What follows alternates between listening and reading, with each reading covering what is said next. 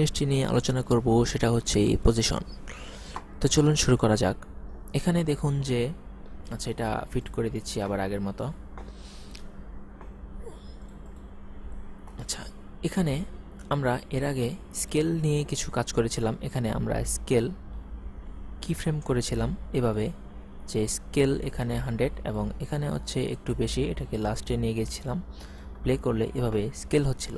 তো এবার আমরা যে কাজটি করব সেটা হচ্ছে যে পজিশন নিয়ে এরকম কিছু কি ফ্রেম করব এবং কিছু কাজ দেখব। তো এখানে দেখুন যে এই মেয়েটিকে আমার কাছে মনে হচ্ছে সে কোনোভাবে ডান দিকে একটু সরে আছে, ঠিক মাঝখানে নেই। তো আমি চাচ্ছি এটাকে একটু মাঝখানে নিয়ে আসবো, এটাকেই হচ্ছে বলে পজিশন। তো এইদিকে দেখুন যে এটার মোশনের মধ্যে পজিশন এবং স্কেল আছে। তো এই পজিশনের এখানে এই প্রথমটা হচ্ছে এক্স ডিরেকশন, তার মানে এভাবে লেফট থেকে রাইট যেদিকে ইচ্ছা, বাম থেকে ডানে আপনি এটাকে সরাতে পারবেন। আর এই পাশটা হচ্ছে আপনি ওয়াই ডিরেকশন, তার মানে হচ্ছে উপর নিচে যেদিকে ইচ্ছা এটাকে সরাতে পারবেন। তো রিসেট করে দিচ্ছি আবার, এবং এটাকে মাঝখানে নিয়ে আসার জন্য আমি এই পজিশনের এক্স ডিরেকশন একটু বামের দিকে নেব। তো এখন মনে হচ্ছে যে এটা ঠিক মাঝখানে আসলো। তো এইদিকে দেখুন যে কিছু কালো অংশ বেরিয়ে গেছে, তার মানে এই ফুটেজটি আমার একটু এদিকে চলে এসছে। তো ফুটেজের লাস্ট এতটুকুই ছিল। তো এটাকে মোছার জন্য যে কাজটি করতে হবে, আমি আবার একটু স্কেল বাড়িয়ে দেব। আচ্ছা, একটু এদিকে নিয়ে যাব। হ্যাঁ, এখন দেখুন যে আমার কাছে মনে হচ্ছে মেয়েটি ঠিক মাঝখানে আছে। এখন যদি আমরা প্লে করি,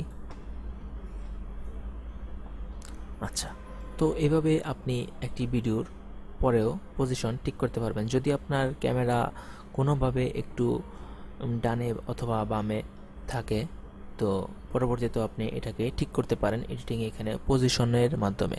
তাহলে চলুন দেখি পজিশনকে কিভাবে কি ফ্রেম করে। তো প্রথমে দেখুন যে এই মেয়েটি বাম থেকে ডানে হেঁটে হেঁটে যাচ্ছে। তো এখানে আমরা পজিশন এর মানে উল্টা একটি কাজ করব, যে এই মেয়েটি তো এখানে বাম থেকে ডানে যাচ্ছে, তো আমরা এই ফুটেজটিকে ডান থেকে বামে একটি মুভমেন্ট করব। তো এটার প্রথমে এখানে যাচ্ছি, যাওয়ার পর পজিশনে ক্লিক করব, তারপর হচ্ছে এটাকে এভাবে এদিকে নিয়ে যাব। যদি আপনি চান যে মেয়েটিকে একদম ফ্রেমের বাইরে পাঠিয়ে দিয়ে তারপর ধীরে ধীরে ফ্রেমের দিকে নিয়ে আসবেন, এটাও সম্ভব। আপনি স্কেলটা আরেকটু বাড়ান, তারপর এটাকে আরও এদিকে নিয়ে যান। আচ্ছা, এখন আপনি স্কেল যেভাবে আছে সেভাবে থাকুক, এভাবে একটু সামনের দিকে যান। আচ্ছা, এখানে দেখুন যে আমার এখানে এইটুকু অংশ বেরিয়ে গেছে, এটাকে আমি আরেকটু এদিকে নিয়ে যাব। আচ্ছা দেখুন, এখন যদি আমি টাইম ইন্ডিকেটরটি এখানে রেখে তারপর যদি এটাকে আবার যদি চাই একটু এদিকে নিয়ে যেতে, এখানে কিন্তু আমার এই ফুটেজটি ঠিক হয়নি। কেন হয়নি? আমি যদি আমার এই টাইম ইন্ডিকেটরটি আবার সামনের দিকে নিয়ে যাই, দেখুন প্রথমে কিন্তু এতটুকু আমার কি ফ্রেম হয়ে গেছে। তার মানে এই প্রথমটাতেই আমার আবার এডিট করতে হবে। তার মানে এটাকে আমি ডিলিট করে দিলাম এবং ঠিক প্রথম যেখানে আছে এখানে রাখলাম। ধরুন কোনোভাবে এটা ঠিক প্রথমটার উপর থাকলো না, এক ফ্রেম এইদিকে থাকলো, তবুও কিন্তু আমরা এখানেও জুম করা যায়। দেখুন, এই জুম করলাম, এই যে দেখছেন। আচ্ছা, তো কোনোভাবে এটা ধরুন এখানে না থেকে এক ফ্রেম এদিকে থাকলো, তবুও যদি আমরা আবার কাজ করি, দুইটি কি ফ্রেম এখানে তৈরি হয়ে গেছে। দেখুন, এই তো। তো আমরা কিভাবে বুঝবো যে একদম এই ফ্রেমটির উপরেই সে আছে? এটা করতে হলে যে কাজটি করতে হয়, এখানে দেখুন যে আমরা যদি দুইটা কি ফ্রেম, তিনটা কি ফ্রেম যতগুলো রাখি, এখানে ক্লিক দিলে ডানে দিলে ডানে, বামে দিলে বামে, ঠিক কি ফ্রেমটার উপর এই টাইম ইন্ডিকেটরটি চলে যায়। এবং এইটা যখন এই টাইম ইন্ডিকেটরটি যখন এই কি ফ্রেমের উপর থাকবে, তখন আমি এখানে ভ্যালু চেঞ্জ করলে ঠিক এই কি ফ্রেমটারই ভ্যালু চেঞ্জ হবে। তো আমি এখন এটার ভ্যালু এ পর্যন্ত রাখলাম, এটাকে আবার প্রথমে নিয়ে গেলাম। এখন এখান থেকে শুরু এবং লাস্ট পর্যন্ত আমি চাচ্ছি যে এটা এভাবে এভাবে করে এদিকে আসবে। হ্যাঁ, এখানে আসার পর ধরুন শেষ। তারপর এটাকে আমি ঠিক লাস্টে নিয়ে যাব। তা না হলে যে কাজটি হবে যে আমার কি ফ্রেমটি এখান থেকে এসে এখানে শেষ হয়ে এখানে থেমে যাবে। তো আমি এটাকে যদি লাস্টে নিয়ে যাই তাহলে দেখুন যে কেমন লাগছে। আচ্ছা, একটু আগে থেকে আমরা প্লে করব এখান থেকে।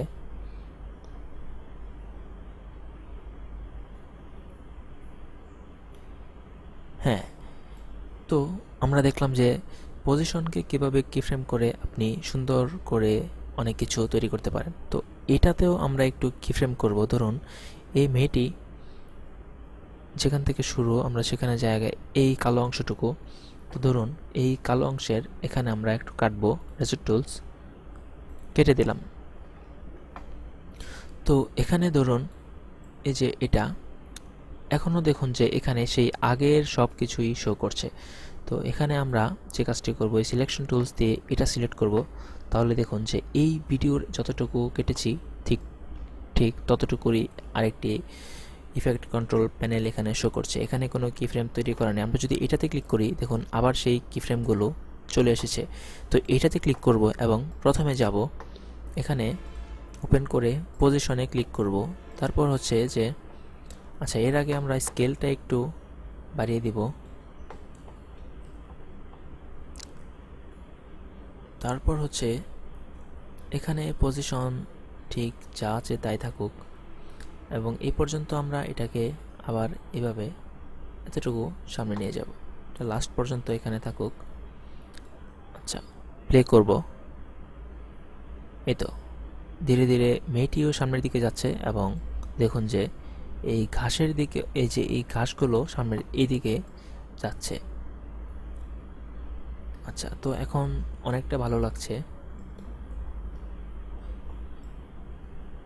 তো আপনি চাইলে এরকম কি ফ্রেম করতে পারেন স্কেল এবং পজিশন সবগুলো একসাথে। সেটা কিভাবে? ধরুন এটাতে আমরা গেলাম এই ফুটেজটিতে। এটার প্রথমে হচ্ছে এখানে ফুটেজটি আমার আছে 128। তো এটা যদি আমি জুম আউট করি এরকম হয়ে যাবে। তো দেখুন এটা আমরা কি ফ্রেম ঠিক এখানে যা আছে তাই থাকুক এবং এই জায়গায় যখন আসবে সে এখানে পর্যন্ত আমরা একটু কমিয়ে দিব, এটাকে লাস্টে নিয়ে যাব। দেখুন তাহলে কি হয়।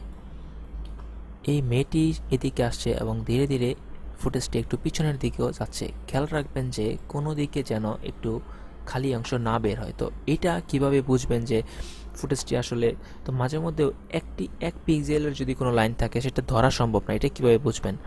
এখানে ফিটের জায়গায় একটু 25 অথবা ধরুন 10 দিয়ে দিলাম, তো এটা একটু ছোট হলো এবং এই ফুটেজটির যেই পজিশন কিফ্রেম এগুলোর উপরে যে মোশনটা আছে এখানে ক্লিক করবেন। তো দেখতে পাচ্ছি যে এই ভিডিওটির ফ্রেমটি আসলে টোটাল কত বড়। তো এখন আমরা যদি এখানে নিয়ে যাই দেখুন ঠিক এই প্রথম যেখানে শুরু এখান থেকে দেখুন যে লাস্ট মাথায় আছে এটি, তার মানে ঠিক জায়গায় আছে এবং এদিকে এটা কি এই ভিডিও পার হয় কিনা এটা দেখব আমরা প্লে করলাম। এখানে দেখুন লাস্ট মাথায় এই, তার মানে এটা আমাদের এইদিকে চলে যায়নি। তো ঠিক আছে। আচ্ছা, এইভাবেই আপনারা স্কেল পজিশন দুটোর কি ফ্রেম করতে পারেন এবং স্কেল চেঞ্জ করে আপনাদের মন মতো কিছু কাজ করতে পারেন। তো এই ছিল আমাদের এই ভিডিও এবং পরবর্তী লেসন দেখতে সঙ্গেই থাকুন। ধন্যবাদ।